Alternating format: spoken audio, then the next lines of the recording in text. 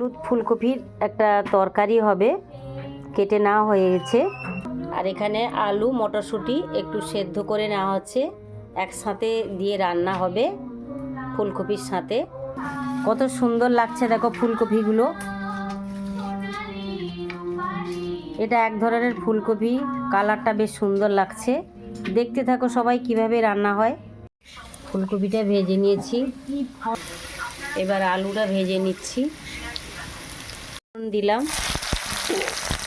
তারপর পেঁয়াজ দিলাম, সবজিগুলো সব ভেজে নিয়েছি। এবার এখানে মশলা হচ্ছে, আদা জিরা বাটা আছে, রসুন কুচি করে নেওয়া হয়েছে, টমেটো কুচি করে নেওয়া হয়েছে। পেঁয়াজটা হয়ে গেছে, এবার রসুন কুচিটা দিয়ে দিলাম। ভালো করে মেরে নিতে হবে রসুন আর পেঁয়াজটা। এবার টমেটো কুচি দিয়ে দিলাম, আদা জিরে বাটাটাও দিয়ে দিয়েছি। এবার মশলাটা ভালো করে কষে নেব। হলুদ গুঁড়ো দিয়ে দিলাম, লঙ্কা গুঁড়ো,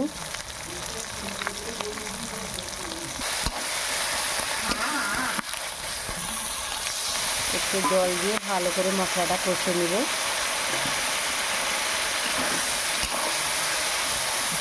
মশলা হয়ে গেছে, এবার ফুলকপিটা দিয়ে ভালো করে নাড়াচাড়া করে নিলাম। হলুদ ফুলকপি রেসিপি কেমন লাগলো বন্ধুরা কমেন্ট করে কিন্তু জানিও।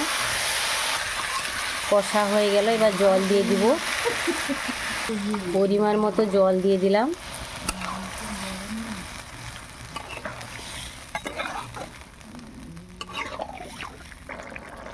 উপরে ধনেপাতা ছড়িয়ে দিলাম। গরম মশলা দিয়ে এবার নামিয়ে আনবো।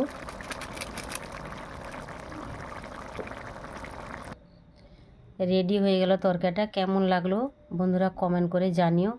হলুদ ফুলকপির রেসিপি।